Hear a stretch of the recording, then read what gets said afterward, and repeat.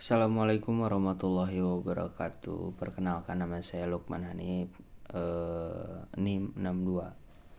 Segala puji bagi Allah yang telah memberikan kita kenikmatan, yaitu nikmat iman, nikmat sehat, dan nikmat yang lainnya. Dan tidak luput juga saya berterima kasih kepada sosok revolusioner yang pernah ada dalam sejarah, yaitu Nabi Muhammad SAW. Di sini saya akan sedikit mengulas tentang materi-materi pada mata kuliah pengembangan ekonomi umat. Pertama itu tentang awal mula atau latar belakang hadirnya pengembangan ekonomi umat. Pengembangan ekonomi umat ini hadir karena kegagalan dari ekonomi yang dilaksanakan sebelumnya, yaitu trickle down effect. Karena kegagalan tersebut maka hadirlah pengembangan ekonomi umat, yaitu untuk menciptakan pemerataan gitu, dimana paradigma ini, ekonomi ini berbasis pendapatan atau berbasis dari bawah ke atas. Sistemnya itu bottom up gitu. Pengembangan ekonomi umat ini mempunyai 3 landasan filosofis. Yang pertama itu landasan tauhid, di mana landasan tauhid ini menjadi pedoman gitu, bahwa segala sesuatu yang ada di dunia itu milik Allah Subhanahu wa taala dan kita hanya sebagai pengelola. Yang kedua ada maqasid syariah, di mana maqasid syariah ini menjadi batasan dalam segala sesuatu hal yang dilakukan atau perilaku manusia. Ketika keberhasilan maqasid syariah ini, ketika perilaku itu berdasarkan dalam batasan dalam 5 aspek tersebut.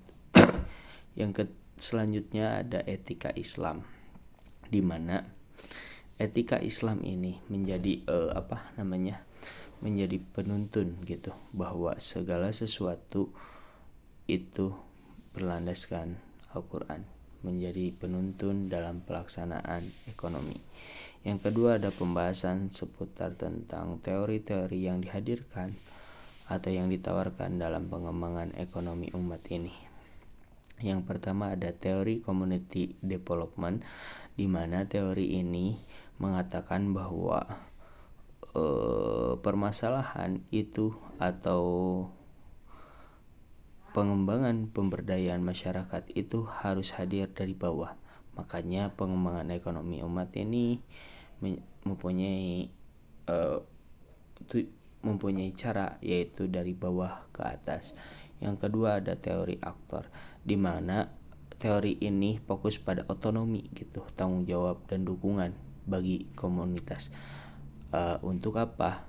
Jadi peran stakeholder ini menurut teori aktor ini sangat signifikan atau sangat krusial untuk penentuan komunitas. Yang selanjutnya ada teori ekologi, di mana pemberdayaan ini dipengaruhi oleh lingkungan sekitar gitu.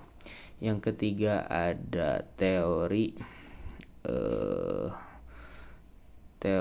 tamkin, di mana teori tamkin ini sama dengan pemberdayaan, yaitu tahapan pemberdayaan masyarakat.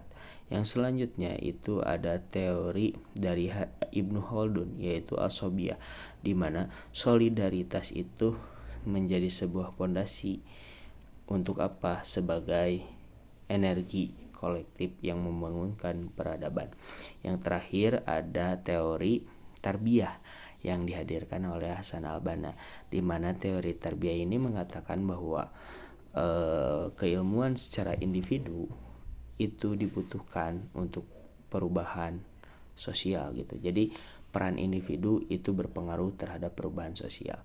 Selanjutnya ada pembahasan tentang distribusi. Secara singkatnya, distribusi adalah pembagian hasil produksi kepada faktor-faktor distribusi yang di dalamnya itu ada ketenaga kerjaan dan hal lainnya. Selanjutnya ada pembahasan tentang LKS atau Lembaga Keuangan Syariah. Lembaga Keuangan Syariah ini adalah salah satu jawaban untuk apa? Untuk mengintegrasikan nilai-nilai Islam kepada pemerataan ekonomi. Untuk apa? Untuk keadilan sosial dan pemberdayaan ekonomi umat ini. Namun yang menjadi masalah, perannya belum optimal di Indonesia karena lembaga keuangan syariah ini masih berorientasi pada profit. Maka tentu lembaga keuangan syariah ini harus mempunyai orientasi, yaitu benefit oriented, bukan profit oriented. Nah, ini menjadi masalah pada lembaga keuangan syariah yang ada di negara Indonesia karena lebih mementingkan profit daripada benefitnya gitu. Jadi indikator keberhasilan dari lembaga keuangan syariah itu ya tadi, yaitu mengedepankan benefit oriented bukan profit oriented, di mana dapat mengintegrasikan G-Swap itu sendiri, zakat, infak, sedekah dan wakaf itu sendiri. Yang terakhir ada pembahasan tentang komunitas dan digitalisasi.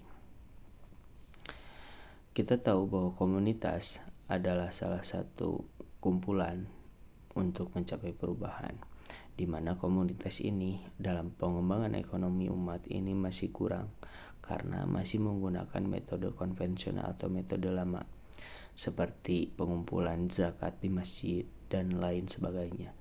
Kalau secara sosial itu emang kuat, tetapi kalau kita berbicara sebagai akses pasar itu emang sangat kurang. Maka komunitas ini adalah agen penting gitu dalam pemberdayaan sosial.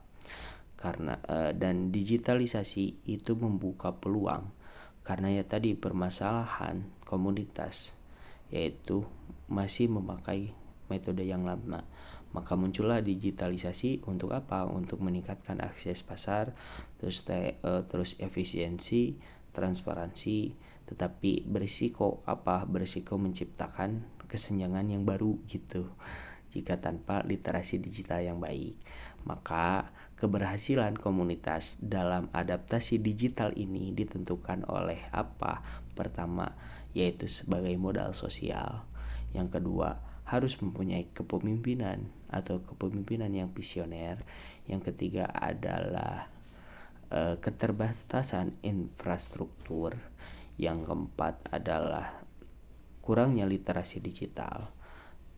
Dan yang kelima adalah harus menanamkan nilai-nilai Islam untuk menjadi pedoman moral bagi segala sesuatu yang dilakukan gitu.